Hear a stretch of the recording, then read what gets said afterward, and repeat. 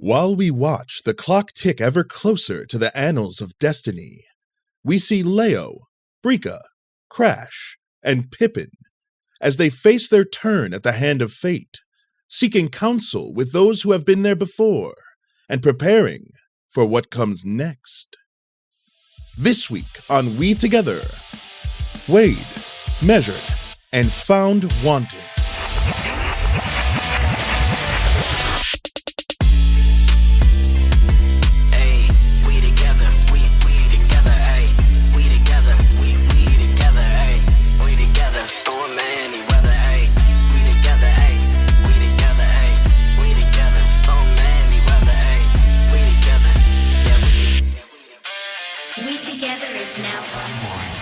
Are you guys ready? Yes. Sure. Yeah.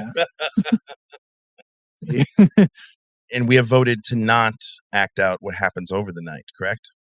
Yes.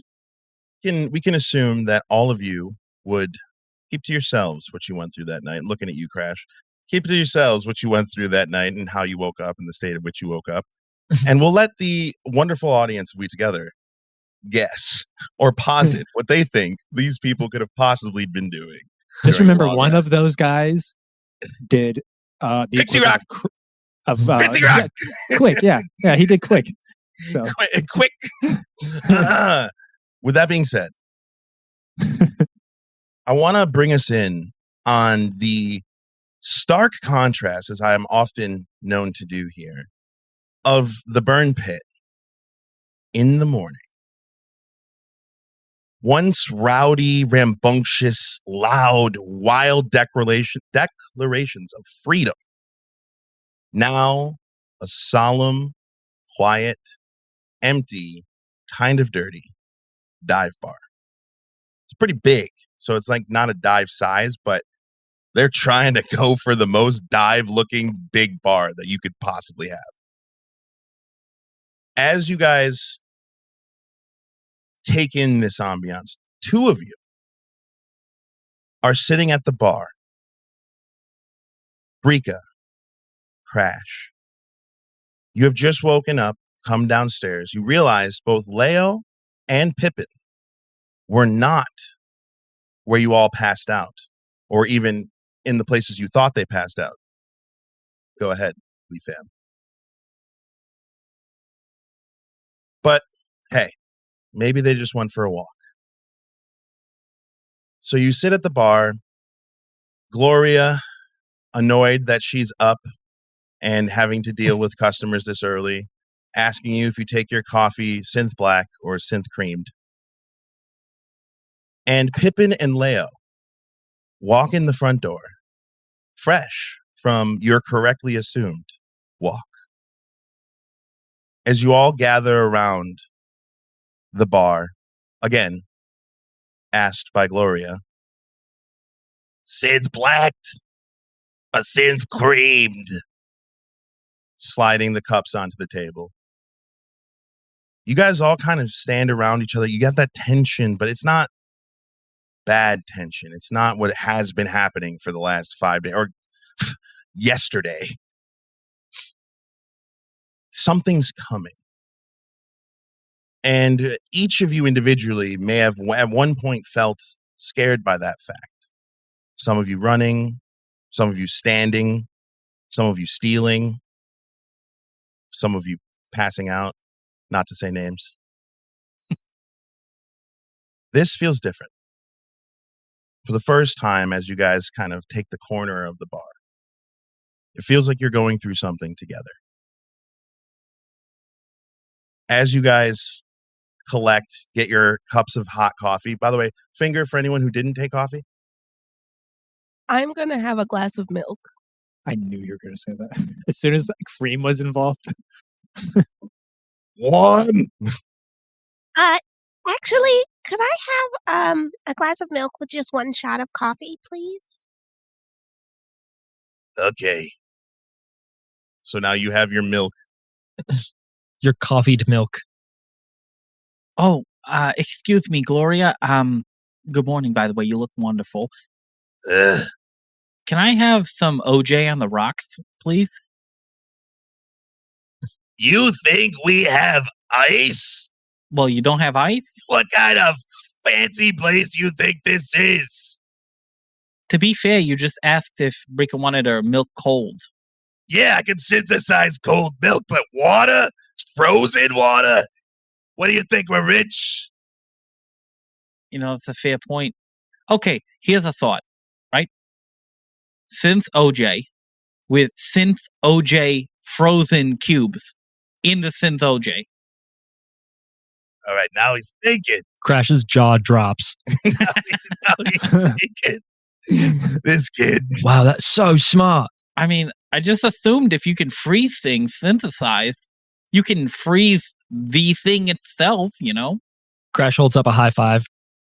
Pippin high fives him. You guys get your drinks and enjoy the moment of Gloria's just absolute blow up. If I could, for a moment here, looking at Pippin and Leo, they, weirdly, after all of yesterday happening, they look, or I can't exactly speak for Pippin, but... No, you can. I'll say it like this. Leo looks more like Pippin than he ever has. That same energy of just being, happy and content. Copyright phrase. What a wonderful phrase. I was like, where's he going with this? It means no worries while you're saying that phrase. Those notes are copyrighted too. So add to them. YouTube copyright will still hit it. So. Yeah. They can suck this dick. Join our Discord. I would say Crash also looks more confident. He's more like what he looked like when we all woke up together in the Genesis lab. He's standing tall, his chest kind of puffed out, chin held high, less shy looking, reserved, less cracked out. Yeah, quicked out. Gloria, can you synth me up 2 bacon, egg, and cheeses and a nugget nougat to go? I'll make that 2 nugget nougats. Does it look like a soup kitchen? Yeah, actually. I'm starving. I don't know. I was up and down all night. Just feels like I can't eat enough. I'm going to have to start charging you, boys. I mean, unless you get the boss to say, hey, the guests of the house, it's on me. Gloria, stop screaming. You're going to rip your vocal cords again. Paulie walking down the stairs as he looks at you guys. Good. You're all up. You guys ready to go? I got news. I got word from the council. They want to see you now. Oh, I'm ready as can be. Do we have time in the car to talk about some things? It's Sector 25. It's a little bit of a ride, so you should have time. All right. All right, get in the car. Come on. Come on. Sweet. Going for a ride. I grab my food and... Oh, yeah, she made it for you. She's synthesized. Boop, zzz, boop, zzz. I grab it, chug the rest of the coffee, and go. I pack away the nugget nougat for the first time, actually thinking ahead. The last time that we had food, we actually had what we needed. So he's like, nugget nougat for the future. He saves the nugget nougat? Yeah, he puts that piece of shit, literally that log of what looks like shit in his bag with explosives. Yeah, that's what Crash does too. Oh my God. Okay, so I have to do this to you guys. Just give me a second real quick. How warm is that bag? Gloria sees you, guys getting ready to store it. She goes, wait, we have a sponsor. She reaches under the bag and gives you 2 little nugget nougat plastic little baggies that you put your nugget nougat in. Nice. Enjoy nugget nougat. She pulls out a script and Polly's like, we don't have fucking time. Maybe next time. Looks at camera. This changes the fucking game. I wrap it up and put it in my bag, stuffing the breakfast sandwiches into my mouth. You have a nugget nougat to go bag. Hell yeah. As you guys all head outside, you notice that the car is your car, but sitting beside it is a town car. And again, very scrapped together. You can tell parts of it is kind of just been put together. The wheels, though, they look nice. And Paulie goes, all right, who's driving? Oh, wait, I know where we're going. We're gonna take my car. Let's go. Yeah, let's do it. Yeah, I follow. I go to sit up front. Hey, no. That seat is taken. Sorry. By who? Paulie has been a pretty laid back guy so far, right? Pretty chill. So I feel like you would notice the shift, the like literal coldness that comes over his eyes as he looks into your soul and says, I said the seat is taken. All right. No need to get your panties in a bunch. And I go to the back. The back is awesome. It has two seats facing each other conveniently in the back Cool. with a TV because it's Paulie. Can I just for like a just kind of a brief recap? Paulie and Krieger came up to us last night. Anything of substance happen after that? Nope. They're just like, hey, we're here too. Good night. Yeah, they were like, hey, Yes. Okay, cool. And then they would go off and do their own thing, which again, even if you wanted to talk to them, getting through the throng of people that were trying to offer you drinks and trying to get Tommy to do a trick, the amount of people, it would have been very difficult. I was also way too high to care.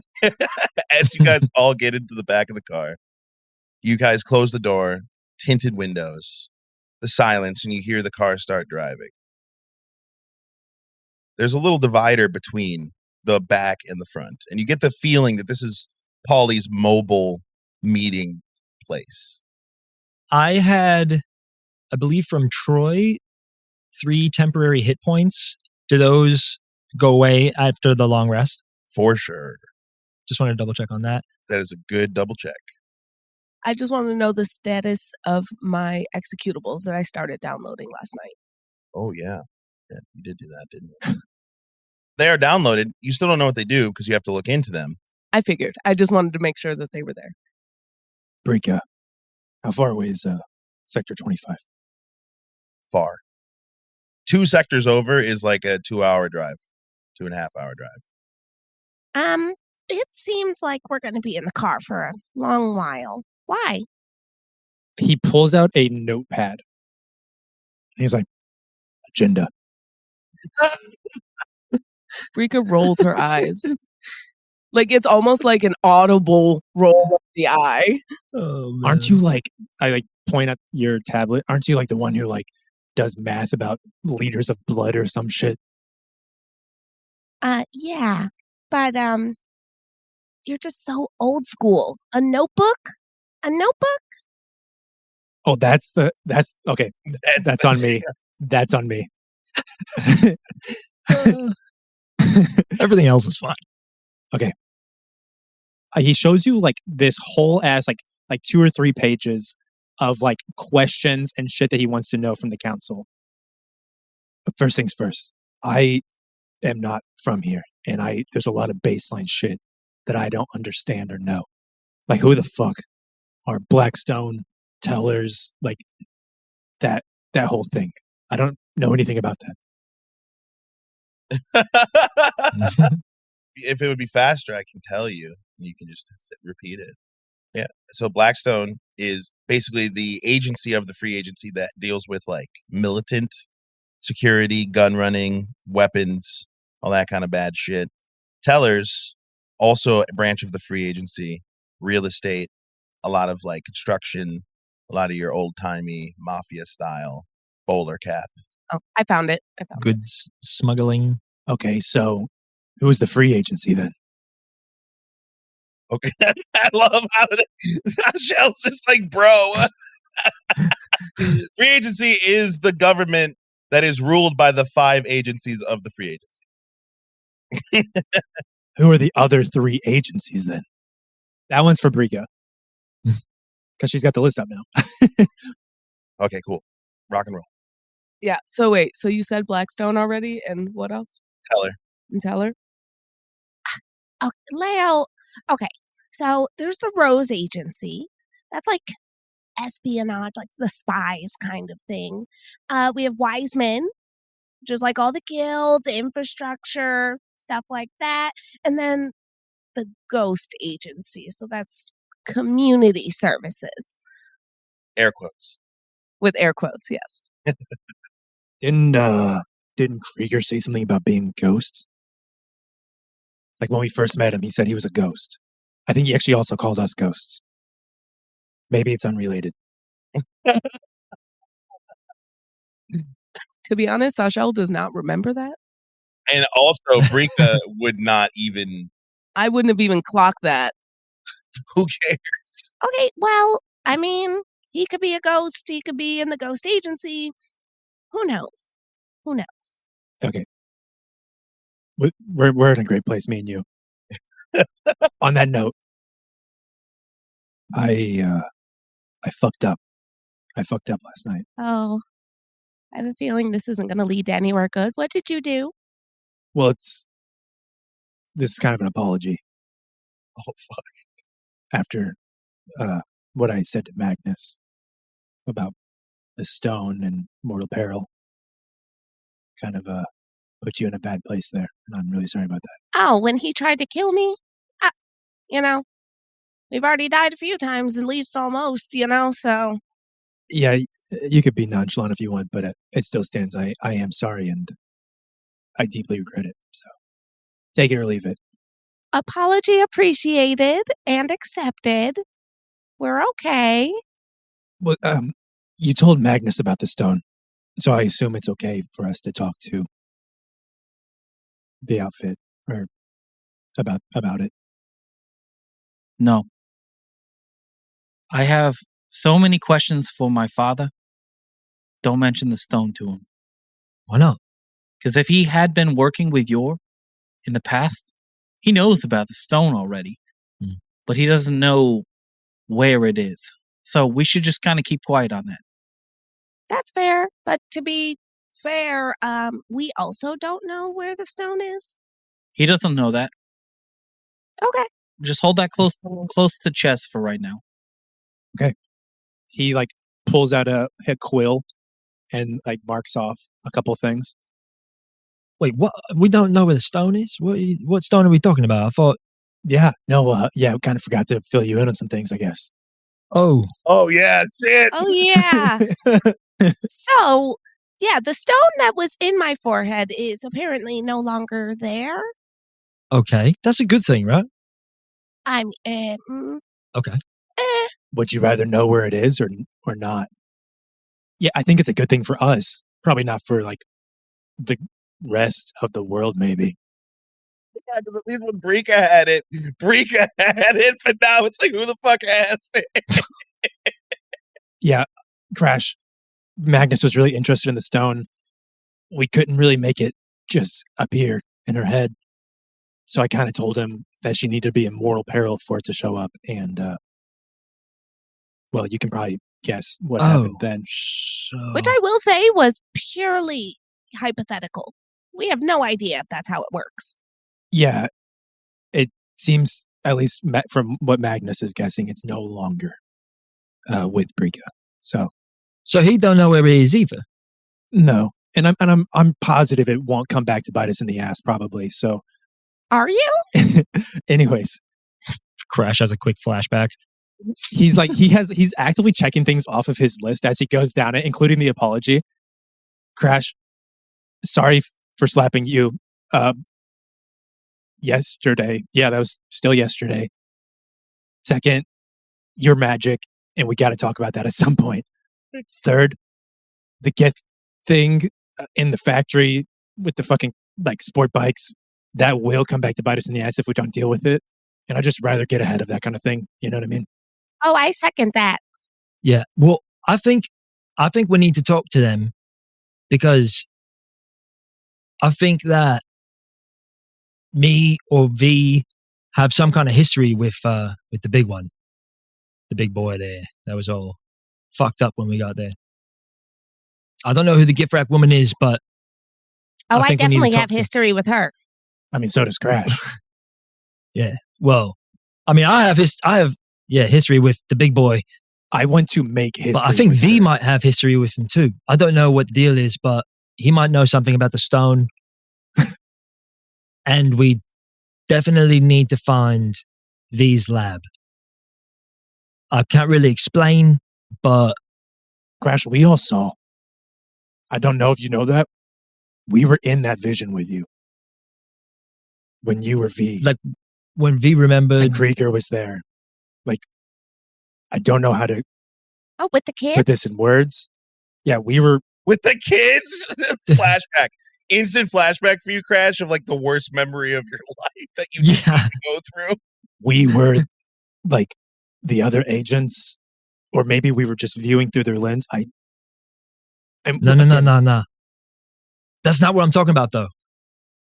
It was something else. It was like V was in his lab or something, and it was Magnus, I think, like forcing him to do these experiments on the kids, and it was us, like all of us. Like it was like a memory I had, but it wasn't mine. And it was us. Like I saw the papers, the files, like each of us. Magnus chose us, basically. Like I we think were the kids in the vision. There weren't any kids, but it was just V, but he was looking at the files for like the next kids. And it was, I think, someone's been planning us being together for way longer than we think. And the only thing I know about it is that V's lab is a huge part of it. I am beaming, by the way, for people listening. To clarify, Seven's been waiting for this. he's talking about a vision that you guys had not seen. Mhm. And he's saying that he saw your dossier and he saw that you were all selected for Project Genesis. As kids. Which we have since learned. We do know that, but you. Let's play it out in Yes. session, please. Yeah, I guess another thing we kind of slipped up on last night.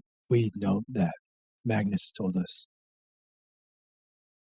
He definitely made it seem like V was the instigator, though. No way. Nah. You still have the physical copies. Just... Well, I mean, not to, step on any toes here, but I believe that you were the one, well, Varric was the one that said Magnus does not lie. So That's true. I heard that too. There might be just maybe something you don't understand. I didn't plan for this to be the fucking mental breakdown of Crash, but it's kind of going there, isn't it? Sorry. It's okay. Crash just kind of like stares out the window for a second. Pippin kind of puts a paw on his shoulder and turns to the rest of the group and he's like, I don't think now is the right time for this. We need to focus on what's coming ahead. We got this meeting with the council. I'm going to see my dad for the first time in over a year. And we don't even know what they're going to ask us. But I mean, I promised that I would hear him out first. Ooh, that reminds me. Leo, add my dad to your list. Yeah. I need to know. I need to know his involvement. I need to know what was happening. Okay. O is spelled Beau for the note takers. And naturally noted. And for the non-note takers, it's spelled BH. I'm just kidding. The fun fact is, if you guys could see my face, I was just going along with it. I was about to be like, yep. Yep. It's canon now. Troy said Sure. it. The dog that can't read is the one who decided. The Q is silent. So are you guys all cool with that sentiment of like, let's put this on ice? Or is Crash, it's really up to you. Yeah, no, Crash is cool with it. He just kind of like nods his head, shakes himself out of it. Yeah. My goal after this meeting, take like a day to actually kind of get ahead of some shit, get our feet back under us, make a plan, and then we do whatever it is that has to be done. just a couple more things real fast before we fast forward to the main part of this episode. Well, there goes the fourth wall, ladies and Right? gentlemen. So, back there at the safe house, whenever you were not Brika, there was. By the way, whenever I put the void glasses on, I don't go blind. So that's just like a you thing. I'm sorry about that. That's unfair. Yeah, I kind of thought I was going to go blind. I was actually doing it on purpose because I didn't want to see the horrors that were going to. Anyways, there was like lines connecting us through the Magisphere, and I just thought it was important to note that we are connected in a way that's deeper than just it's on the surface here. So, and it seems apparent to me that these lines, we had more coming off of us than just the ones to each other, but like the ones connecting us were vibrant, strong. Like I'm not sure they could be broken without somebody really trying. So you're just saying that you like Brika. If that's what you were saying, just say it. The line between me and you was really, it was thrumming, Pippin. Now I'm confused. The rumming. I almost spit take. If anybody's a TJ Klune fan and you've read Under the Whispering Door, you fucking know the shit I'm talking about. That's deep. Thrumming with Thrumpa. Thrumming Trumpa. Damn it, guys. Anyways. As you guys absorb this information, does anyone have an immediate reaction to this? Pippin blushes a little bit. That was the goal. Starts panning a little bit. Well, I mean, do you have any hypotheses about this? Like, I'm thinking maybe you saw these lines because of however they brought us back together? Or do you think we were, like, just things to think about? Do you think we were connected prior to that? I think it was before that. Yeah, I think it was before that. Listen, I've had this kind of connection with the Magisphere for a good part of my life, and these are the kind of things that just are. You don't. They manifest themselves like divinely, I guess is a word you could use. I don't think it had anything to do with us meeting each other in that lab. I think that we've I had wasn't these. saying meeting per se, but I know that Magnus was talking about, the Magisphere and how it's controllable. So maybe they use that and that's why these lines exist. But either way, neither here nor there. Yeah. We can talk about it later. And last, Pippin. I don't know if what would have happened, but I think you saved my life back there with that big fucker. You whacked him on the head, so thanks. Oh, I totally forgot about that. I mean, Yeah, just saving a friend's life. you don't mention it, I guess. An everyday occurrence, right? Yeah. I mean, you would have done the same for me, I hope. I mean, probably less bonking, more begging or something, but yeah. Well, it's the sentiment, so I understand. Right when I take a sip of water, it's happened twice now. Right? Less bonking, more begging. My monitor's expensive, you pieces of shit. Hey, and to all the patrons who are listening to this, his monitor's expensive. Let's get him a new one. I will make him spit take. No. Yes, we're on one Nope. today. Dude, I'm on one. Every single time he lifts up a glass of water, I'm like, how can I fuck with this guy? Brother. And I'm just out here trying to rest my vocals. Never. Great. Love that. Roll initiative. No, I'm just kidding. So this conversation has kind of taken place spread out across the entirety of the time that it takes for you guys to get from sector to sector. But at some point, the conversation kind of dies down. As raise of hands, anyone who has been to a sector that is not an Outer Rim sector in their lifetime. Brika, Leo, I think technically. Crash, and not Pippin? I don't think Pippin has. I think his relationship with level 3 has been go to work at Blood Moon, and he's been around the undercarriage, but aside from that, he's just been hanging out with these guys, hasn't really like ventured off into anywhere else aside from level 2. Okay. I think that you may have caught glimpses of the city, and some of you may have even, have memories of it from long ago, but it is still always the same striking, especially for how long you guys have been in the Outer Rim. And the smell of rust and just how long relative to the trauma you experienced. I know it's only been 5 days, but you were just reborn.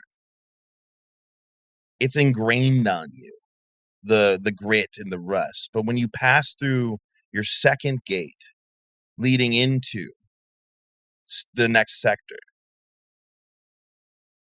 it strikes you how much different this sector is, how much different all sectors really are from each other. As the buildings kind of come out a little more clean, a little bit more purposefully built, the streets have a little bit more of a industrial purpose to them, and the people, businessmen, mixed in with your average blue collar mechanics and plumbers, and just a lot of working class people make up the most of what you see around you. And there seems to be kind of a hum and a buzz motion to this sector. As you drive through it, the downtown skyline of Sector B25 has gleaming tall corporate buildings. You can see some architecture was even put into them. And for those of you from higher levels, you recognize it as kind of the staple of any place that's not built out of rust and scrap metal. And as you pull into the downtown, it takes you guys, as you see the building's taller than some of the tallest things you've seen. As you pull up in front of one specific building that has paned glass all the way up its side. So it doesn't have lines like windows. It is just one sheet of glass. And you see a hologram circling the top of the building, massive. It says GLF 5. And the car stops. Holly rolls down the partition. All right, listen, we're going to get in there. We're going to do some things real quick. No offense. Some of you guys not looking too good. Considering where we are, we might want to clean you up a little bit before we meet the council. First impressions and all that. So just do what they tell you, and you'll be okay. I'll be with you shortly. I gotta park the car, and the doors open. What do you do? Pippin steps out. Crash steps out and takes a deep breath of air. It's a little less thin, weirdly. Yeah, Brika gets out and she's like, Wow. Seen a place this clean since the 70s. You were 1 year old. I was born in 70. Yeah, last time I was here, test dummies got barred from playing any clubs this sector. Oh, I can imagine that. I'm looking at Pippin. Is this like the nice part of town in the south side? You see Pippin's just looking up at the buildings like in awestruck amazement. And he kind of snaps himself out of it. He's like, what was that, Leo? I was about to say something probably rude. Not worth it. To me? Not like about you. I'm from the mainland. I was about to say mainland bullshit. You know. I've never been, so I don't know. Basically, the further in you go, the nicer things get. Yeah. Depends on your definition of nice. Come on, I don't got all fucking day. Come on. Stop standing next to the car. Close the door. Oh, sorry. Oh. Pippin turns around and shuts the door. Have a nice day. It's got the Falcon doors, and like we're underneath of it, so they can't close it. They just keep trying, but there's like a sensor. Just like, Yeah. Also, this car is very out of place, and you guys, by Yeah. virtue, very out of place. People are staring at you guys like, "What the fuck?" But they're too busy to stop, so they're not a crowd. Just passerbys just looking at you. The doors close. Polly peels off. yeah. I hop over like onto the sidewalk, just out of people's way, and I'm gonna hop over there first Ironically, that would probably be in people's way. and pop some char on my way over too. All right. Don't forget that technically, you are going to be dealing with leftover hangover from yesterday. Mhm. And because it's intense, the duration of the intensity of it. So can I please have a Constitution saving throw, please, for an Yes. addiction check? Yes. So I was just about to do my addiction roll for the char. Do I need to roll any of that for The the Pixie quick? Rock? Yeah. Oh, yeah. That's a pass on the char. Okay. And then the Pixie, the DC is different, but I will let you know after you roll. 13.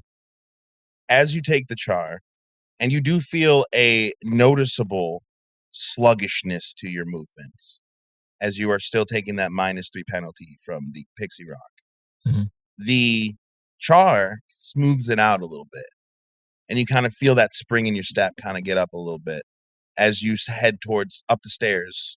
Big, white, like concrete stairs towards the front door. The rest of the party following for sake of moving things along. As the door looms above you, and this door is 25 feet tall, glass that just slides open on itself, and it's like almost like someone made it so it perfectly fits around the curvature of the building. You step into the vestibule of the building, and you see a door to your right, which leads to the main building, where you see almost like the TSA, a massive security line, many people long. And then to your left is a paneled plastic flap in a doorway that you can't see past, but it's got like a white light on the other side of it. And you hear, "Good evening. Welcome to GLF Building 5. Do you have an appointment?" Yes, but we're kind of waiting for like the guy with the information. He's parking the car. Please give me a name for the appointment. Polly. There is no appointment for the name Polly. Please try again. Pippin? Pippin. Is there a surname? Rottweiler Pippin the Fourth. Searching for Rottweiler Pippin the Fourth. Appointment confirmed. Please go through the door on the left. Have a great day. You too. Love you. I love you too. I like it here. You see the flaps on the door on the left. Do you guys walk through them? Yes. Yeah. I'll take the lead. As you guys walk through the door, you walk into a very, like, almost blindingly white, clean room. You can smell the disinfectant. And you see that there's these large stands, like almost like these cool metal stands that line the back of the room. And they each have an interface on the front. And you hear the same voice that says, "You have been scanned and have found contaminants. Please cleanse yourself of contaminants to move forward. Select your outfit." And you see that on your HUD, the screens pop up, and it's just you like a 3D T pose of you, and it has all your clothes you're wearing. And then you can literally swipe through to pick options. So right now, I told you to think about this before. So if you take too long, I'm going to start combat. What are the changes you guys make to your outfits, if any? We'll start with Pippin. Pippin is swiping through the options, and he sees a search bar, so he searches to see if there is a Rocket Slugs jersey for his favorite player, Steven Scotts, who is number 4 on the Rocket Slugs. You see a Rocket Slugs jersey, and then as you start swiping through the players, you click on the player, it adds a price to it, which is currently 50 microunits. I don't think I have enough for that. I take the personalization off of the jersey. It goes back down to 0. Well, I guess I'm going to have to settle for... can I do a cut? No, I'm not going to do a custom name. That's definitely going to cost money. He settles for that, and he is going to also settle for a nice bomber-style jacket to wear over top of that. Layers detected. You see Oh. 10 mics. Oh, okay. Take that off. No, Pip, He, Pip, I can. If you want a jacket, I'll. no. It's okay. It's just a jacket. As long as I get to keep my hat, I'm good with that. But I don't have that on right now. And with that, he's going to select a pair of like really nice functional joggers. Like sweatpants? No, not sweatpants. Like jean material joggers with a couple utility pockets and stuff. Okay. They look very futuristic and urban. And he is going to select a pair of running shoes. Outfit confirmed. Jersey, spandex, shoes. Oh, no, I don't want spandex. I want, like, pants. You selected joggers. Is that what you would like? Yeah, but those aren't spandex. Loading. I have selected something that resembles joggers. Would you like to switch the items? And you look, and it's kind of what you're looking for. Not as many pockets as you would have hoped. That's fine. It's close enough. Thank you. Please step onto the platform. Oh, okay. And he steps up. We'll move on to Brika as you step up onto the platform. Yeah, so Brika's getting kind of tired of wearing ruffles and white, so she has just chosen a turtleneck black sweater dress. Practical and costs nothing. Please step onto the platform. Thank you. Crash. This is going to go horribly. Crash is just going to like he's looking to see if there's any like band t-shirts in there. There are so many. Okay. He's just going to swipe through and find it's just like a plain gray t-shirt, a band called Rucka Rucka. And it's just two R's back to back on a gray shirt. Like a tank top. And I'm going to look for like pants that are just similar to the ones I have, but clean. And that's it. Keeping my jacket and jacket liner, keeping my boots. Contaminants detected. Shall I initiate cleaning protocol? Actually, I'm going to swap out the boots. I'm going to swap out the boots for just some like high top Dockers. black sneakers. No, like black and white sneakers. Oh, see, like Converse style? Yeah, something like that. Fuck yeah. Like Nike Dunks. Sure. I don't know a lot of shoes. Please step onto the platform. Leo, you last in line. First in the room, last to get dressed. He's scrolling through. Can you tell me, relative to what he would be used to, the quality of what's available here?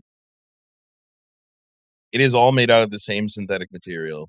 The only change in it is elasticity and feel.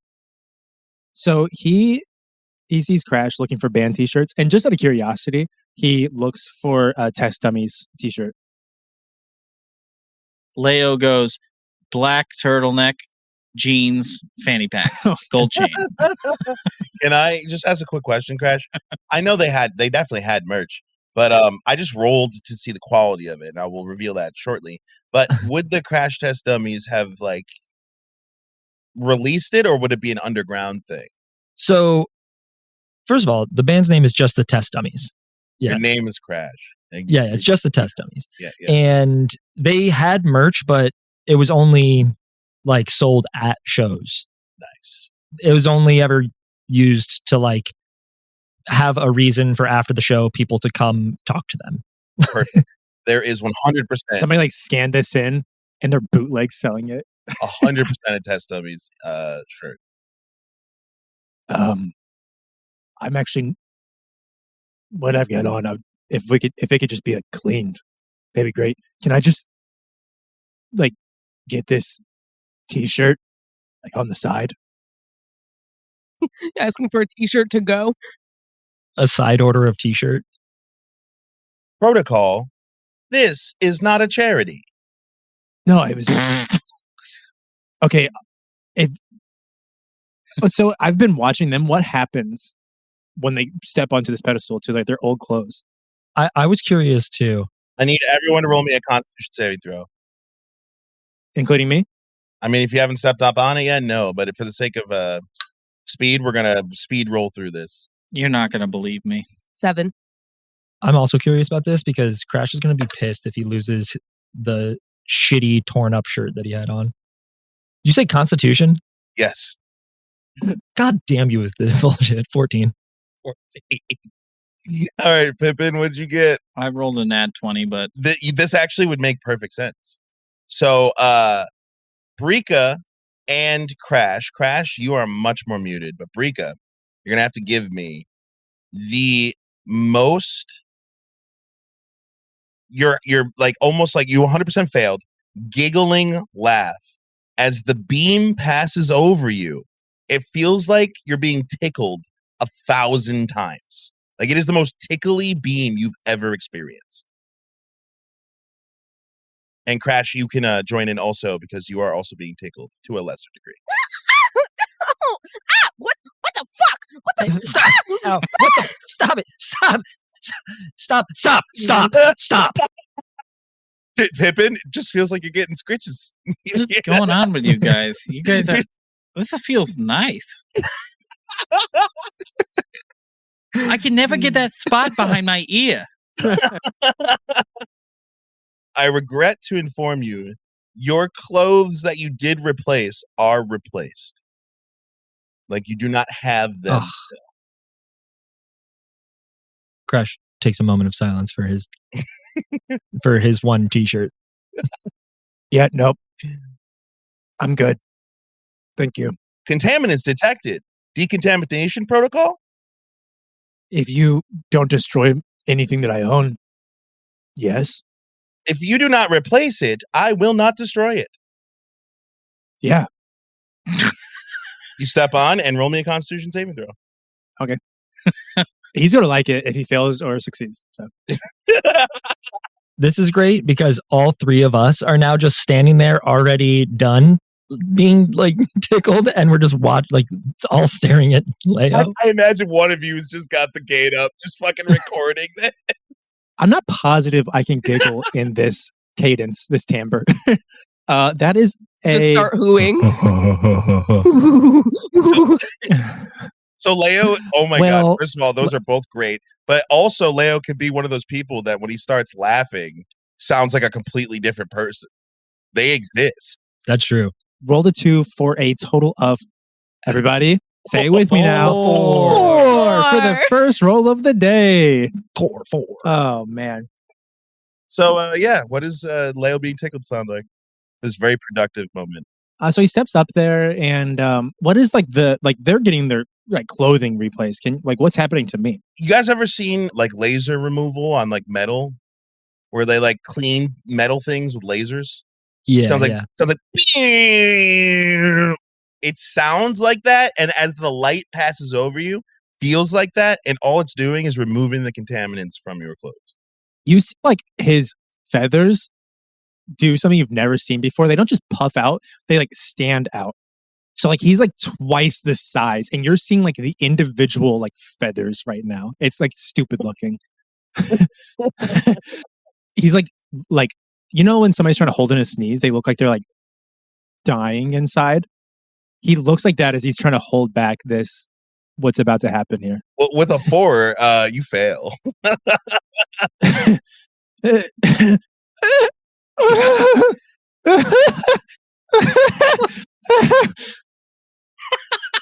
Yes. This is better. Huge smile on Crash's face, and he's stunned. Oh, I hear that, and I almost dropped my tablet. Oh, Brika, you have that, right? You recorded that?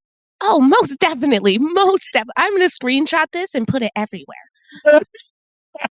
Pippin's currently like cleaning out his ear with his like pinky. He's like, why was that so loud? That's a frequency only us Kinnear can hear. Please head through the door and down the hallway to the elevator. The council is waiting. Okay, love you. Bye. I love you too. I love it here.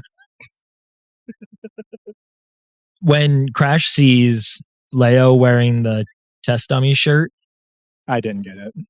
oh, okay. No, it would have been really funny if he did.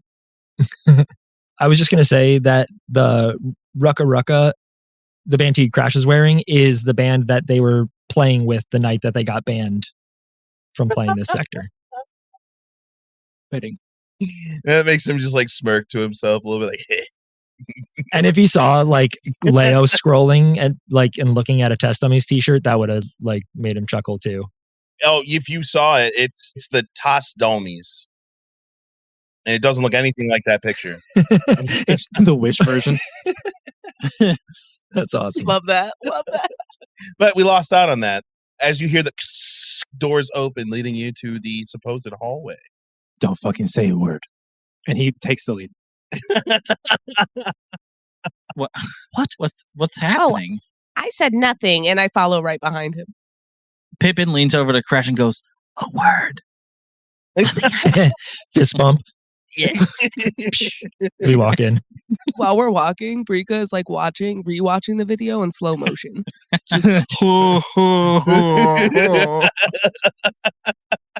The feathers just like all doing like. As you guys walk down the hallway, there's a sharp right. Now, you guys ever been in the back of like a supermarket where like it's so stark? Where you're walking through a supermarket, white lights, there's color, and you go through a door and it looks like a fucking prison, like instantly, like concrete floors. You go through like those long plastic flaps. We're in the back rooms. Which you guys did go through, just so you know. That's what it looks like in this hallway. And the lights flicker in, it's doing some weird shit. As you're walking down the hallway, you see at the very long end, takes you a couple minutes to get down. You get to a big steel door elevator that only has one button. And it says employees only on the doors. Well, guys, we can't use this elevator when we don't work here. Press the button. The door, bing, opens. Thank you for coming, Mr. Rottweiler Pippin IV. Please step onto the elevator. Pippin, like, begrudgingly steps onto what he refers to as moving rooms. As we're going up, I'll go ahead and give him a few scritches behind the ear because he looks uncomfortable. Nice. Crash does like the electric slide into the elevator. Oh, we're really feeling ourselves today. Rika's just still looking at her tablet, laughing, and just walking in. Does Pippin take the scritches? Pippin definitely does take the scritches, and he also sits down on the floor of the elevator. It doesn't smell like poop. That seems about right. Already better than the wormhole. Low bar. This moving room, can we live here? And that's the Sector 25 promise. Our floors don't smell like poop. You are in that elevator for, kind of seems like a little while, a couple minutes as it's just moving up. You see the numbers going up and up and up and up and up.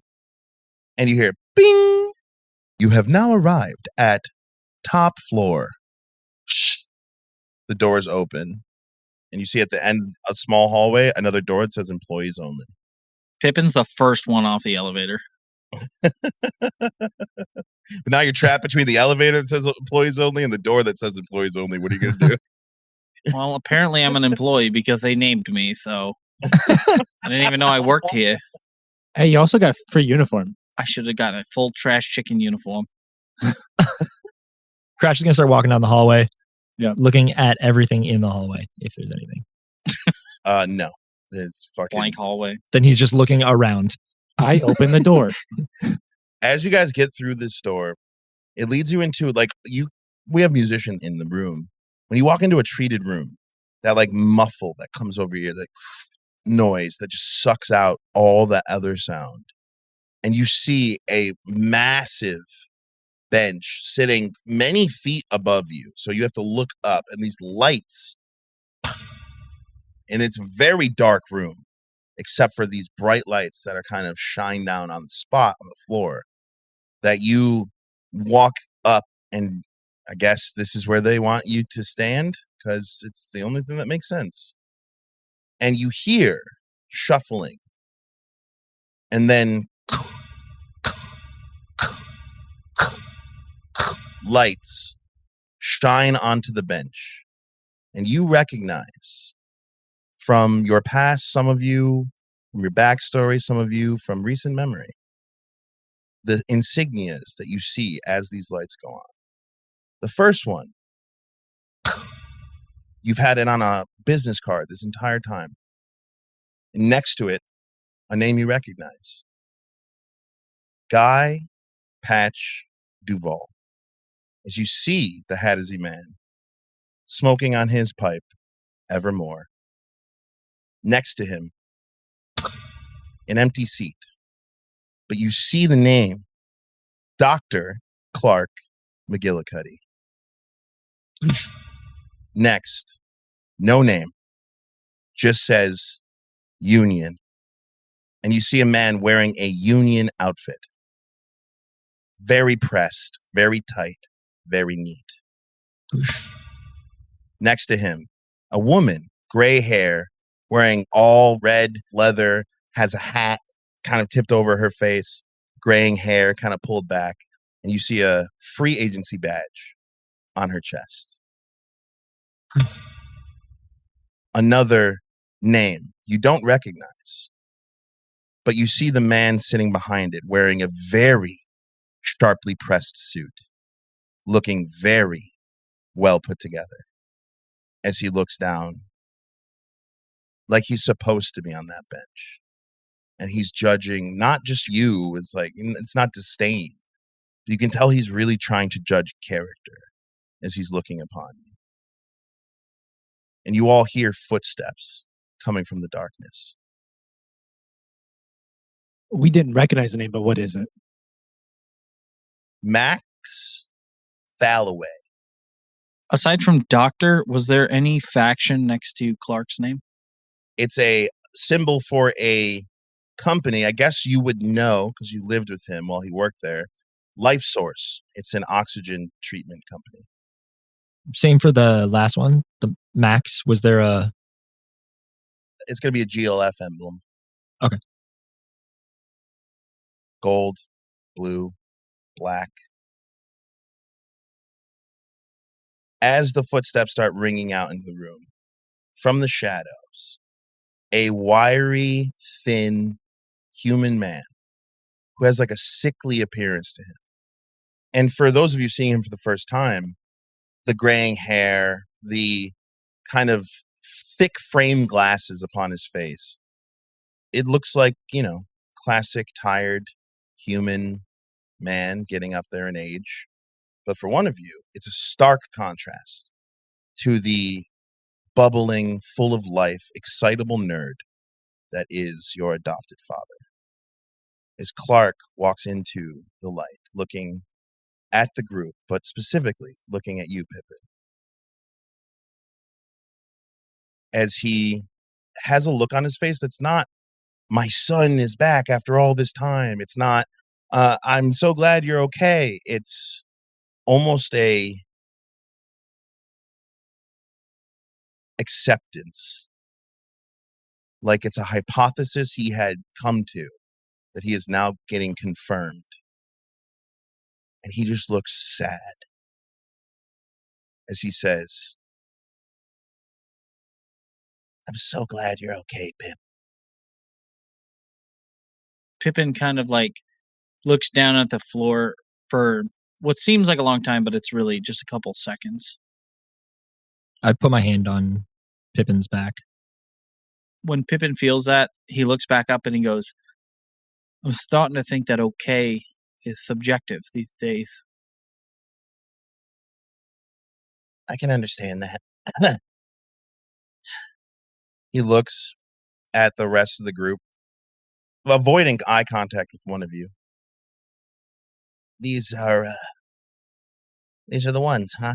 Are they taking care of you, or are you taking care of them? These are my friends. We're doing this together. Then you're gonna have to forgive me. And you see him, he's walking with a cane, which is new to you, Pippin, as he makes his way hobbling over towards the group. And as he gets closer, more impassioned, more emboldened, until the cane drops to the floor right in front of the group. And Crash does a 15 hit. I'm going to use my reaction to jump in front of Crash instead. Roll me a dexterity saving throw to see if you get it in time. And a 15 will hit. 17. Ooh, let's see what good old Clark's got under the hood. 19. So you like there's a twitch. Like you try to move, but your dad, he got spry real quick out of nowhere. So it was very interesting as his fist connects with Crash's jaw. And Crash, you were also not expecting it. So you tumble to the floor with surprise at the veracity. And you're going to take 1 bludgeoning damage. Ugh. You see a council member with the union goes, "We said we were going to be professional here, didn't we?" Patch just holds his hand up. The guy quiets. As Clark winces and shakes his hand. "Sorry." I doesn't really look at Pippin, but like turns around. "I owed him that. He would understand if he was here." I have a question. Go ahead.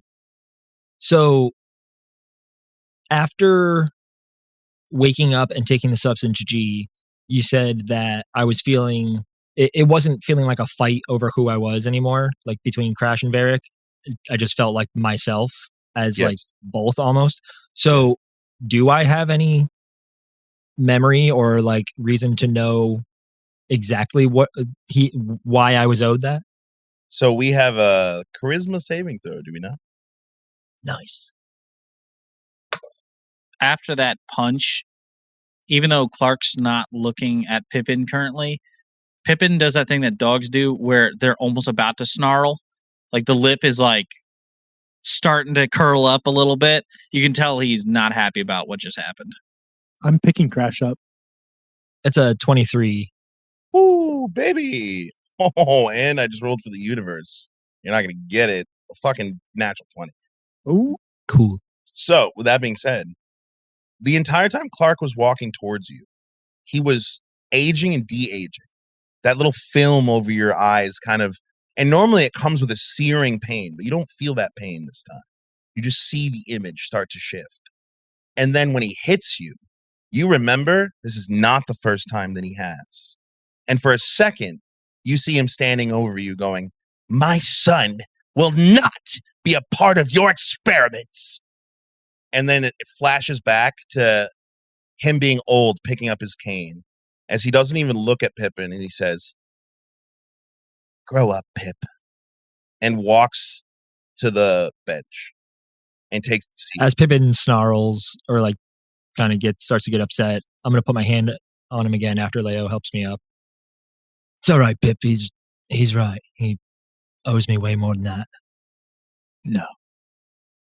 V, I think it's pretty rich, somebody telling you, of all people, Pip, to grow up when they're worried about vengeance against somebody who's not even here anymore. Is that how we're introduced to the council? You're gonna deck us lowly guys down here below you? Clark sits down and he kind of looks down, and you see he has like a righteousness about him. Like you can tell he's what he believes. He is doing everything he can. And you also see it's costing him. Like he physically looks like a shell of a person. So like there's that mix of righteousness, but also like it comes at a cost. And he just kind of looks over. And the union man goes, all right, yeah, now we're going to let them just think whatever they want and say whatever they want without even explaining anything. I thought we were supposed to be getting them on our side. Yeah, you're doing a really bad job. And you hear the door open behind you as he says, and Patch, I know you play favorites here, but you sponsored the group from yesterday. So who's sponsoring them? Who's nominating this group to be our saviors? That'd be me. The voice familiar as Paulie B walks behind you guys, still on the floor. And he walks up to the group standing next to you. And I think it's about time my presence here and the things I provide are recognized by this council. So I'm going to levy that now. I said to each of you owe me a favor. Favors right now. And you can't say no. And all of them look various levels of uncomfortable, except for Patch, who's just like puffing a fucking pipe.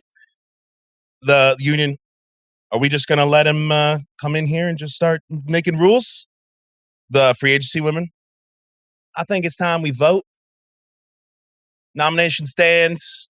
Everyone except for the union rep raises their hand. Nominations heard. Let's give him the pitch. And looks at Clark. No more swinging. Clark just kind of, I'm done. I raise my hand real quick. Pardon me, but just want to say, I look at Clark. It really is okay. Everyone that we've run into so far that remembers me from anything or remembers, V from anything. And I look at Patch, been real quiet about it and, sort of afraid to say anything. So I do respect, you just coming right to it. And I can't apologize for the things he did, but just know that I knew him as a different man than you did. Yeah. If that saves the world, then you can have my forgiveness. V can have my forgiveness. But if it costs us any more than it already has, we're not going to be around long enough to even save the world. Your recklessness, Varric, I know he's in there, has caused us a lot of problems. And we don't have the resources to fix them. So, I guess it's time that we start talking about why you're here. Why you're all here.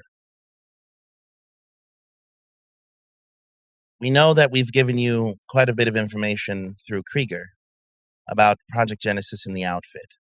But, of course, we can't give you the whole story until we can verify that, first of all, the Project Genesis Formula Genesis, takes hold.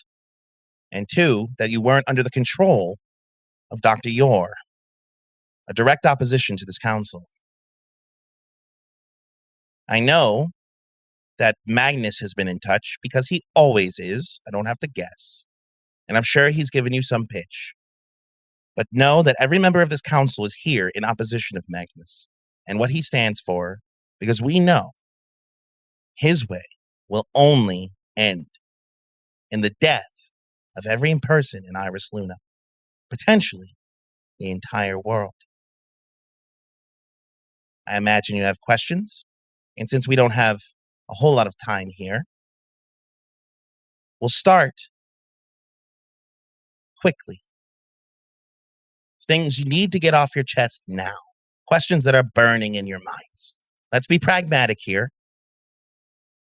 Ask them in a way I can answer them quickly. You seem to be under the assumption that we know what the fuck is going on as like a baseline. Krieger didn't explain shit to us. He gave us a plastic card and told us that we were ghosts. Are we indebted to you? And that we owed money. Are we obligated to do? We don't even know what we're doing. You've said something about us being saviors. Magnus gave us a bit of a rundown, but we can't just do this quickly. You want us to be saviors of the world from an entity that you don't even potentially know, and you want us to just ask burning questions like it's a fucking Q&A? You see Clark look at you with like a knowing look and a small smirk. Get rid of the fucking smirk. You can be above us all you want, but apparently we're the real saviors here. So convince us. Magnus gave us a pretty good fucking pitch. I don't care if he respects you fucking punching him in the face. Not how you start a relationship. Clark kind of looks at Patch, and Patch smiles. I told you, these cats, they're cold. They got some spark to them. And Clark immediately vibe shift as he fixes his glasses. I'm sorry, but when you're in collecting data, sometimes the fastest way to find out what someone knows is not to ask them. It's to have them yell it at you. I'm sorry. We understand that this is all very unconventional and your lives have been changed, not for the better. But please understand, this was not our wish, our doing. And to be frank, your very existence is doing things that we can't possibly know the damage of in this moment. We did not choose you for this. We did not want this for you. The outfit, as it stands here today, and the council as a whole, only cares about one thing and one thing only: saving the lives of everyone on this rock and the planet. Saving everyone from, as you accurately said, something we don't even really know much about. All of those secrets are locked inside your friend's head. And if you want to get them out, it seems like the only way to do that is to live and to experience. What we're going to offer you, besides answers and besides clarity, is freedom to explore your journeys however you see fit, and resources, connections to help you do it. But your primary objective from this meeting, and if you so choose to work with us in that capacity, is to get as strong as possible, as quickly as possible, and as safely as possible. Because at the end of the day, there are bigger things at large here that we are playing with when we tamper with the Magisphere, and they are having dire consequences, as Miss Woodhaven knows. Sorry, dear, your technology gets scanned when you enter the building. Yeah, I figured that would be the case. The plants on Iris Luna are no longer producing. They're no longer reproducing, and oxygen is on a timeline. And if we can't fix this, people in Iris Luna are going to start dying. And you know, the people that are really running this city, as much as I wish this council held more power in that facet, the people who are really running this city are going to shut off, looks at Crash, level 5, first, looks at Brika, the outer rim of level 3. They're going to target places that to them are unimportant. And it is our job as the council to combat them in that every step of the way and try and do whatever we can to do the right thing and save as many people as we can. And unfortunately, that responsibility is now being shared with you, if you so choose. I like look at the rest of the group. Are we supposed to find a way to make air? Why is air not being produced? Is it a fucking evil entity? Our top sphere grammar and dear friend, your father, had the answers to those questions. But as far as we can hypothesize, it seems the Magisphere was not just fueling magic for Magitech or a sorcerer, but it is the life force of the things that we hold dear. And when we started Project Genesis to combat what's coming, we did not realize that we were siphoning parts of the Magisphere that were not meant for us, and it's having untold consequences. And your creation as the third generation of Project Genesis has put strain on that to the point where we have become critical, and our only choices are to hunt down those who are taking the Magisphere and exterminate them, getting rid of their potential allyship for what's coming, or find a way to invigorate the Magisphere and pump energy back into it. Unfortunately, all knowledge of this was separated when our dear friend Bo and Girth, their studies, I'm sorry for your loss. He looks at Brika and at Leo. They were dear friends of mine, but they had secrets that went to the grave with them. And we are now just guessing based on their best hypothesis at the time. Leo, at the first mention of Girth, all of that like projected anger that you see, like in his feathers poofing up and whatnot. He kind of, for those who know him closer, this group, that anger turns more into like expectation, I guess, like something's about to be revealed. So he is dead. When a member of your generation truly passes on, you can feel it. Did he die on that night? We believe, as we unfortunately, your father was on the run. The information, he was trying to hide it from everyone. We believe he was murdered that day, but we don't have much else other than that. You don't have to apologize to me. I'm glad he's gone, and I kind of expected to come here today and have I had reason to believe he was still alive, and here his mask, it's here, and it got here 3-4 years ago. I imagine it was due to the recovery efforts of your mother. I'm sorry, I didn't. You look quite. Would you like some water or something? It was the guy. The guy told me it was an owl that he looked like me. I'm not an expert in owlin gender. No, but you're an expert in taking me away from a happy situation in an orphanage to set me on this journey to kill me. I fully deflate and almost literally back up as he starts talking. I'm unhappy with you, Clark. Clark looked flabbergasted. Like Pippin, you have to know. 3 generations of this. 3. How many others died in the process of doing what you've decided for me that I would be doing? Pippin, I didn't choose this for you. I didn't choose this. But you knew. You knew, Clark. I know that you knew. I've seen the photo. I know that you knew.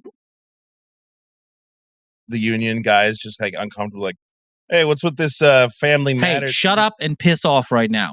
I'm not talking to you. Roll intimidation. Okay. Just so we can have a roll. Just besides con saves. Dirty 20. Okay, that does beat my natural 1. Yep. So you let out like a bark, and like with the words, it like kind of is like the same. And the man, just out of like the surprise of the loudness, gets stopped talking, and then it leaves you the chance to now speak over him. You told me to grow up, but you didn't tell me I had a brother. You want me to trust you with my life to save this place that I don't even think we were technically supposed to be on, and you threw away your own son. Pippin, your sibling? Winter. I'm sorry, Pip. That doesn't ring a bell for me. I don't know what you want me to say. None of this was planned for you. And the outfit, as we stand here, at least the members that are before you, we stopped after the first generation. We were just trying to do something good. The second we realized that it wasn't what we thought, we stopped. And we couldn't stop them. We couldn't stop we couldn't stop Varric. We couldn't stop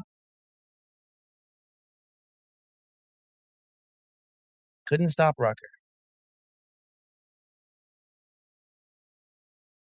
But if you have proof of this, but we can't. The union guy literally, Pip, we'll talk about this later. Okay? I'm going to need some time. I don't want to talk anymore. Patch just kind of looks over at Clark. You gotta let him be on his own journey, boy. He'll come to terms. He's young. You just see Clark. Fine. Leo pulls out a notepad and kind of like gestures it upwards to show them that he has things that he wants to talk about. Leo's like the union guy. We've had about 5 days to acclimate to all this crazy shit. And I'll probably be dealing with this trauma for forever or until the world is consumed by darkness or something. So I'm just going to move on, as my friends here have taught me to do. We need answers to a lot of things, but I'm going to try to keep it simple. Pippin here, I think, said it well. We're not supposed to be here. This is Luna, and we're living inside of her. Like bacteria, like viruses, draining her of her life energy. I'm not going to get into theology here, but we can all feel it. You're basically telling me exactly what I would expect to be happening right now. But she is alive. Despite what our friends the Lunites teach in their psychotic ethos, I need to know, how are they involved? They were there during my assassination with Winter, the White Tabaxi. You see shocked looks when you say my assassination, the Lunite United was involved. You see shocked looks on the union man who's very bad at hiding his emotions, and the corporate man who like shakes his head and smiles.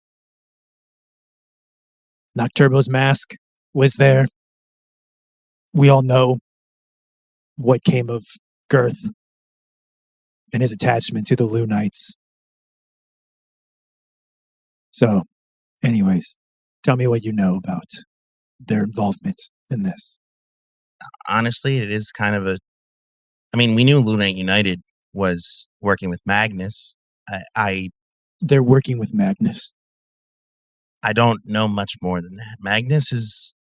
We have some power here, and if you choose to help us, we can help you with any of the factions that exist in this city. But there are two sides to every faction on Iris Luna, and we don't control 100% of it. So Lunite United working with Magnus is just another extension of Magnus's power here in Iris Luna. And we don't have a lot of answers in that front, but you did meet with him. Maybe perhaps you can talk to him about that. I'm sorry, Miss Woodhaven, you don't have to raise your hand. This isn't school. Yeah. So Continues to raise her hand. So, are you saying that Magnus had us killed? Sorry, the raising hand thing. They did it yesterday too. Sorry.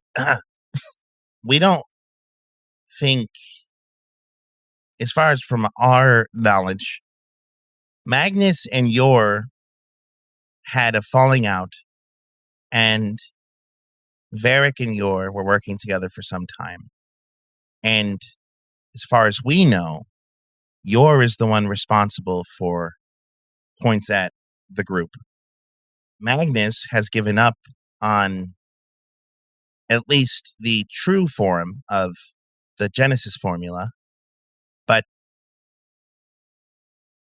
as far as we know, the only one who has the capability to replicate that is Yor. He has the stone.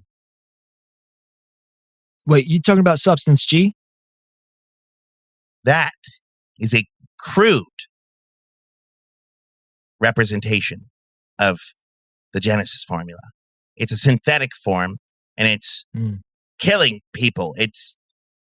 He gets like noticeably, he's very tired, but you can notice he's like a little bit like, it was used in experiments by Magnus. As far as we know, it was his birth child, but the Genesis formula, the true Genesis formula, can only be made with the stone, the Magisphere, and someone with the enough ability to combine the two. I'm sorry, it's a long process that you couldn't possibly understand.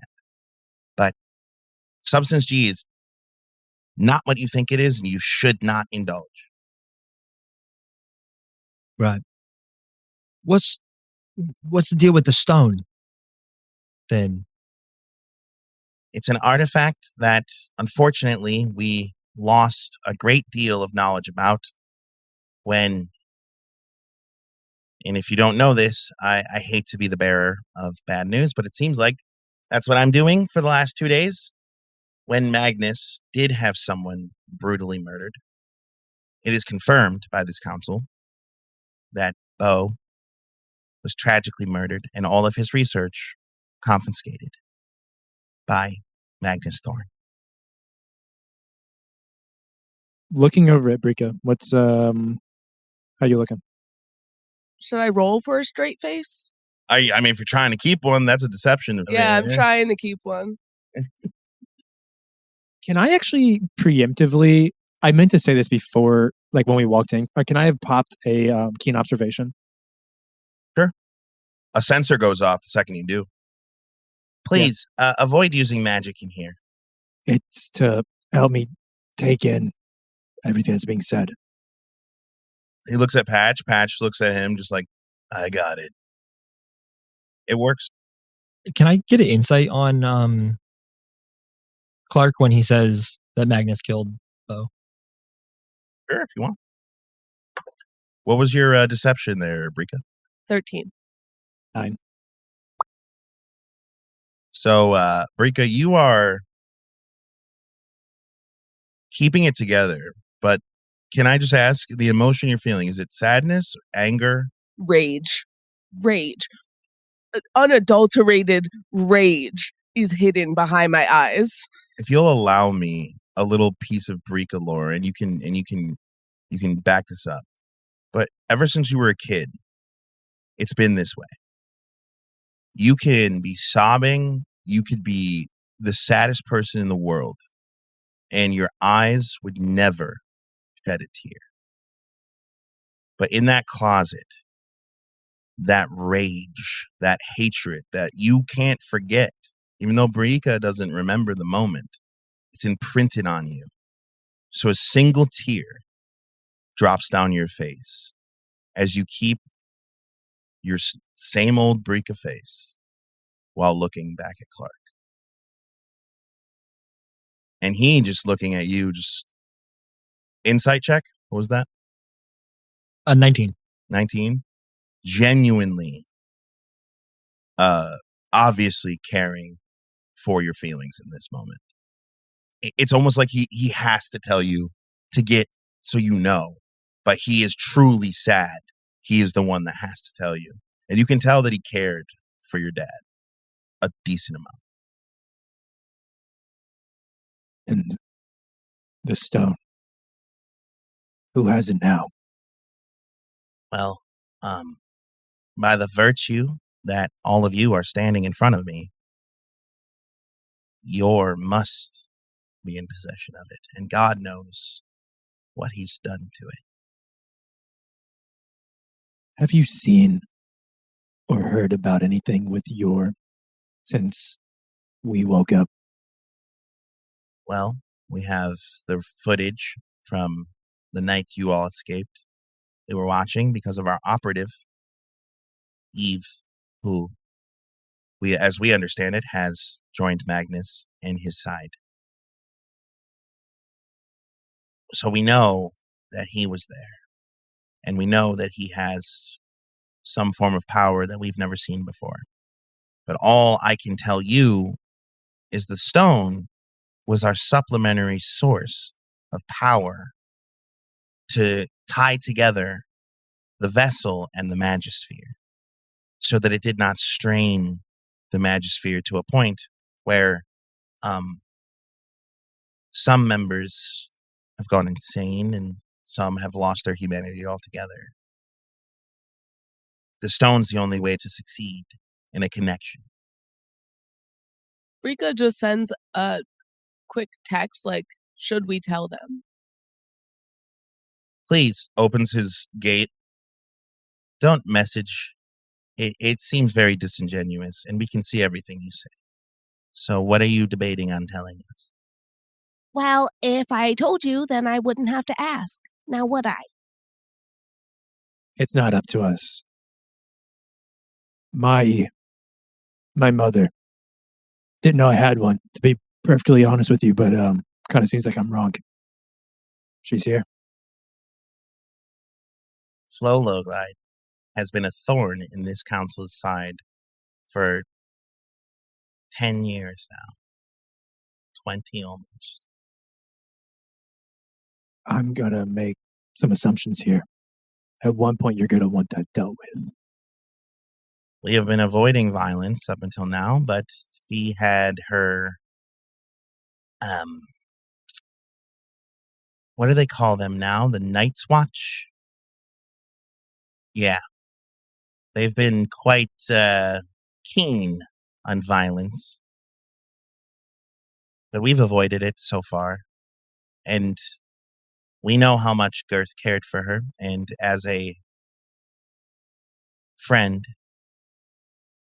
I owe it to him. And we, looks at the council, who you can tell that they've been arguing about this very fact for a long time, will honor that as long as it does not stop us from completing our main directive, which is saving Iris Luna. Yeah. If something does come up, I don't ever want to see her. So if you could keep me out of it, whatever happens, I would rather think that she's dead. I know I haven't been quite clear on this, but what happens when you walk out of this room, what happens next, is not up to us. Because, as you see, the only way to level up is to get experience. And it is this council's belief, and through science, the most potent experience is done by choice. So we could give you jobs and we could send you in the direction that we want and we could have you doing things for us. But if our main directive is that you level up as fast as possible and get as much power as you can to be the heroes we hope you are, then you have to choose it yourself and you have to stay together. We made that mistake already. Apart, it is not potent enough to get you to where you need to be. Together, you stand a chance. We need you to be better than us. I need you to be better than us. Pippin kind of looks up. You can tell the fur on the back of his neck has been standing up. He's been pretty rattled by this whole thing. And he looks at Clark and he goes, I'm already better than you. then I did my job. No. I did mine. It's okay that you don't understand, Pip. As a father, I did my job. And one day, I know, you'll understand. And I am proud of you. Your mother is too, wherever she is. Okay. Okay, sweet family moment. I know, right?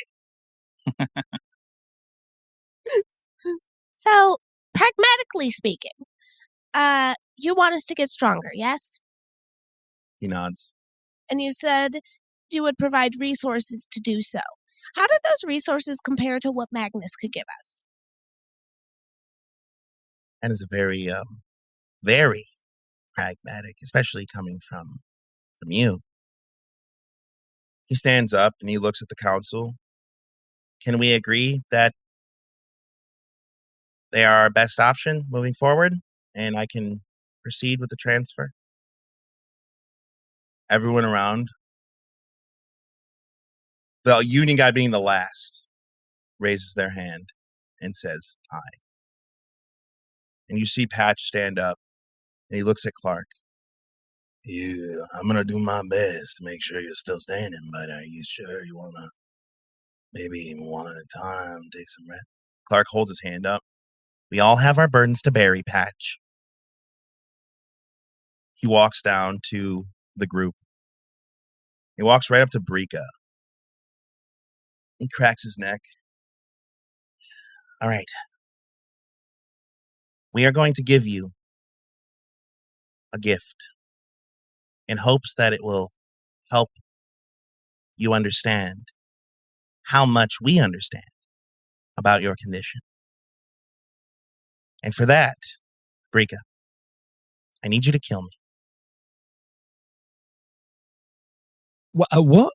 Come on. I mean, hold on. I still have questions. While the adrenaline's going, come on. What? I literally don't think she can kill you. She's like, There's still things we need to know. He's like ignoring the tertiary. He's looking directly into Brika's eyes. I'm a scientist. Do what I say. Trust me. You need to kill me. I grab him by the shoulder and like try and turn him towards me.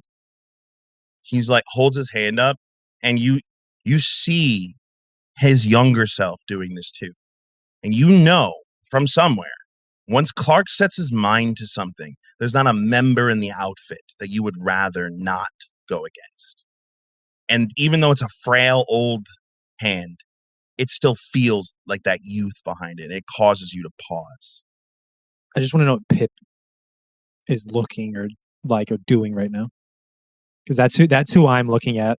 Yeah, that's Brika. Brika looks directly at Pippin. Pippin's looking at the ground. He's not. Come on! I need you to do it now, or it's gonna fucking hurt. Come on! Pass her a knife, having seen Pippin disassociated. No one's got a gun. No. So Brika looks at the knife. She's like, oh, God, no. Oh, God, no. So, it's like, okay. The rogue doesn't want the knife. Is crazy work. Sorry, go ahead. I have a plan. No worries. Go ahead. So, Brika slowly goes to remove her glasses, and as you remember, they are on a loop. No, I don't know. Librarian chain. Yes. So she's like, Okay, maybe if I do it fast enough. so she like steals herself and then rips off her glasses, puts the chain around Clark's neck, And starts pulling. and just starts pulling. He does not resist at all, so this would work completely. It's an automatic success. And as you're pulling, you know this is going to kill him. And I need a strength roll to see how long it takes. Oh God. If it's in that one, this is going to be bad. Doing it, she's like, oh my God, I'm so sorry. I'm so Wait, sorry. are you right now? Her voice would start changing slowly. It would be, yeah, so it'd be like in the mix. What the fuck? We're really fucked up. Like as a group. Did you say you need a save? No, just a roll, just flat strength roll. -1. So 13. 13. It's not taking super long, but you can hear him going, strangulation, my preferred method. And then after a couple of seconds, you just hear, and he goes still. And you all see this light kind of siphon off of him and envelop Brika. As you let go, and the light gives you a sense of clarity for like a half a second as you put your glasses back on. Looking at the ground, you see Clark lying there, his eyes open, just lifelessly looking up. As he takes a deep breath. Oh, yeah. Oh, what the fuck? He like struggles to stand up. Patch like slowly helps him stand up. And you see he looks just like a little bit more frail. As he turns, and he's like, all right, I got shock going through me right now, so I'm going to need you guys to do this quick. And he looks at Crash. Come on. What? Come on. Just to fucking do it, man. He takes his glasses off, hands them to Patch. Come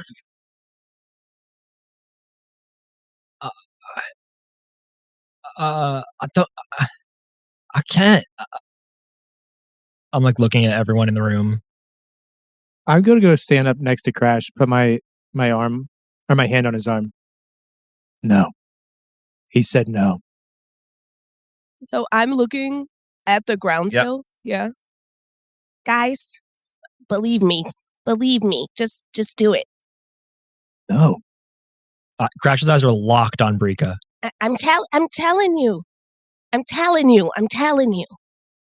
I don't give a fuck if you're all juiced up right now. Fuck no. Listen, you have to. Okay? I'll be fine. You just saw. Fucking make me do it then. I can't do that. It has to be you. I throw my knife on the floor. I'm going to look at Patch. Patch is looking at you guys, quizzic, like he's curious. He's just being curious.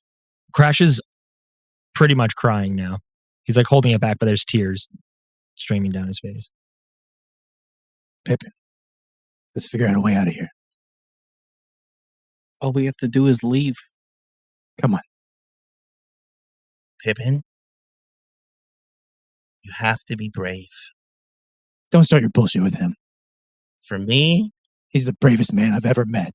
for your mother, for all of the people on this fucking planet, you have to be brave. Please.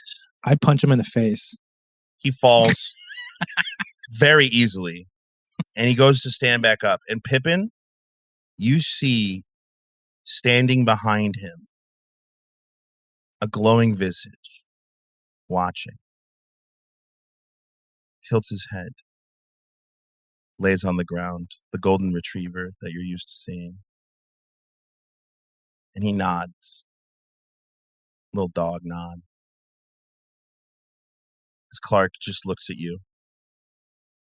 I know. It's not what you want. But please. You see Pippin's jaw clench. And he looks at Beetova again, just looking for a secondary confirmation. Same nod.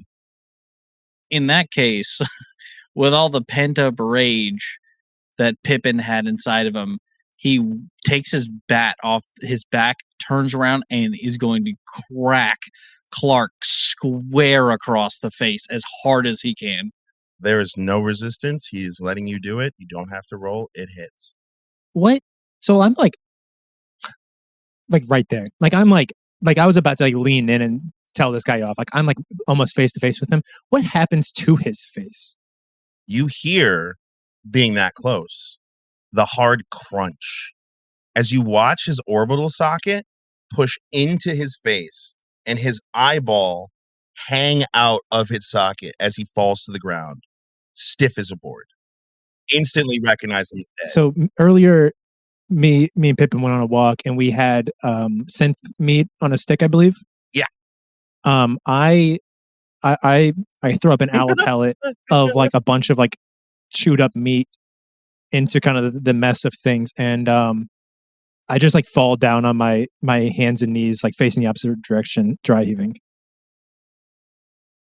You hear the crunching start again as you see his face slowly cracking itself back into place as he reaches up and pushes his eyeball back into its socket. Before he can say anything, Oh, Pippin looks at him and goes, "Don't punch my friends." You see the light kind of siphon into Pippin, and you see this man look up, just like, still got an arm on you, kid. Whew. All right, guys, I know that you have some ideals, but look, I'm fine, okay? And also, if you wait too long, the shock wears off, and it fucking hurts. So if you do it right now, it's good. Please. Pippin turns to Leo and makes eye contact and goes, "I saw Beetova, for what it's worth." You have to pick me up off the floor first. I'm like on the ground. Yeah. Crash is just gonna pull his guitar around and close his eyes and just start, and I'm gonna use Song of Guidance again, like we did at Patches. Okay. And I'm just gonna be playing like a very like soft melody on like one or two of the high strings, just like and like anything my hands can play because they're feeling like that weakness, anxious feeling right now. But I'm just gonna close my eyes, and in my head, I'm just gonna be like talking to Varric and just be like, "I need you to be here right now. Will you? Like, I need to know what to do. I need to remember what happened that day, thinking back to the day Varric died." You hear a voice answer back, and this time it's like, it sounds like static on a radio is between you two. As you hear, "Then you have to give me control for a minute." I'm going to whatever that is in my head. I'm gonna do that. I'm just gonna stop playing the melody and just kind of like let go for a second. It feels like trust falling backwards, but your body doesn't move.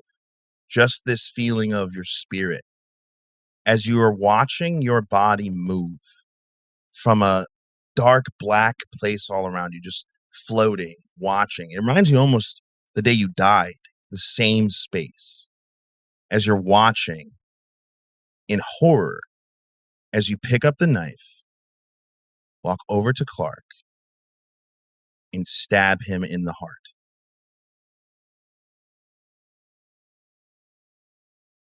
You hear Clark go, "Fuck, my jacket." And you see blood pooling up around his breast pocket as the knife slides out, falls to the floor, and you see that light siphon to Crash. And then you see the wound start to close on Clark's chest. The hole is still in his jacket, but the wound is closed as he stands up. He looks up, and you're looking at him again from that space. And he looks into your eyes for a second. He looks very angry, but then a knowing look comes over his face and flips you the bird. And you can feel yourself giving it back as your body, like you feel your mind switch, and now you're standing there, and there's still blood on your hand, but you're you again.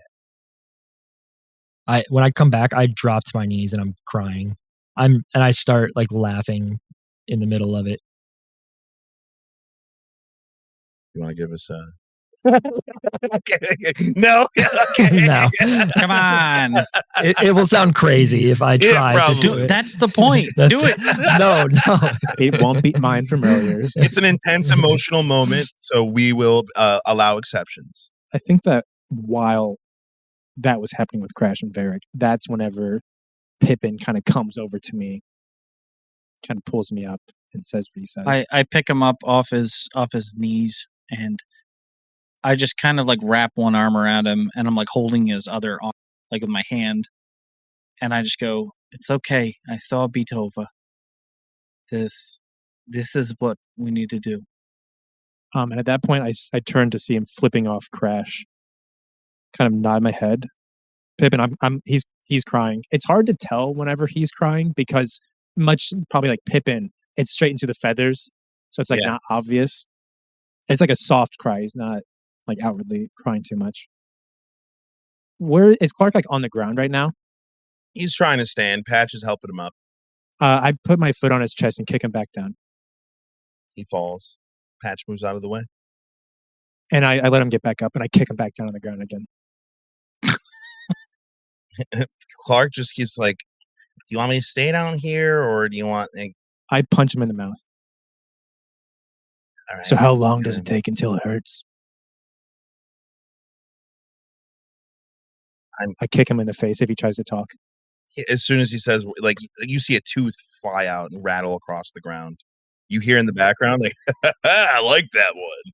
I squat down. You know, like you squat down, like where your feet are on the ground and your arms like resting on your knees, like right in his face.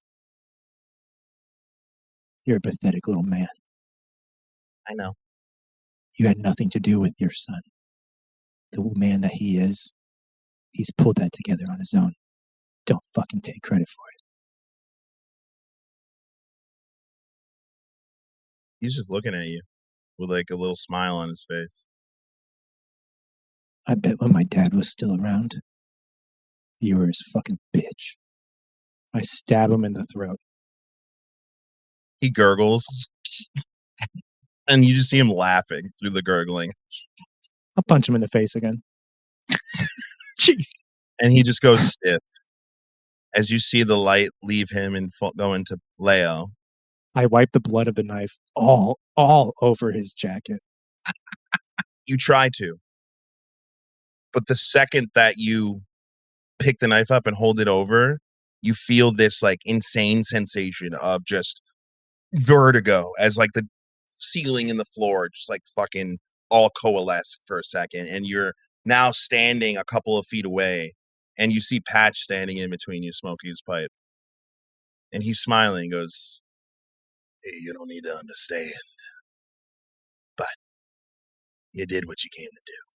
Don't overdo it." And you see Clark getting up in the background.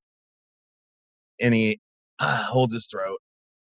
Luckily, I brought a spare. Fixes his jacket. And he can barely, like he's trying to stand. And Patch helping him up. I look up to the other like representatives. I'm done talking to this fucking turd. I've got more questions. You see the whole council just look down at you and just be like, "We already voted, so yeah, you're free to leave." The other group, the one that was here yesterday, that's the other 4 from the lab. Yeah, there was 4 of them. Yep. We were just told that the previous generation's failing was in separating. Are we considered one generation that is meant to do this together, or are we separate? They all just look at Clark. I roll my eyes and look at Clark. And he just goes, "You're going to hate this, but you have no idea. Your test, nothing like what we've done. So we're all learning together." And he like stands up fully and he looks at Brika. "Brika, you've known something for a while now. And Pippin, you found out. Crash. But the last to find out is Leo. As your HUD flickers. And that ever-present text next to your name in your HUD changes as you now see your name. And next to it,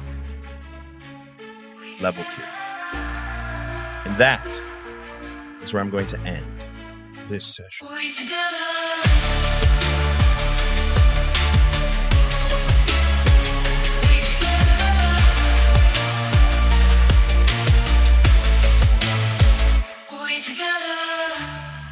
Thank you for listening to We Together. Find all of our links on our Linktree or join our amazing Discord community at WeTogether Gaming to chat about the story, share your thoughts, and hang out with the cast and GM. If you'd like to support us, please check out our Patreon at patreon.com/WeTogetherGaming. You'll get exclusive access to our behind-the-scenes podcast, where we talk about our favorite moments, dive into character work, and have long-form discussions about the story every week. If you're all caught up and looking for more, check out the actual play podcast Hapless Heroes, now in its second season, featuring me, your GM, as a player. Available on all streaming services. A quick thank you to our top-tier patrons. GxLobes, BrenDaniel, that guy Jake, my dad, and my mama. Your support means the world to us. Until next time, stay adventurous and remember, whatever we do it better together.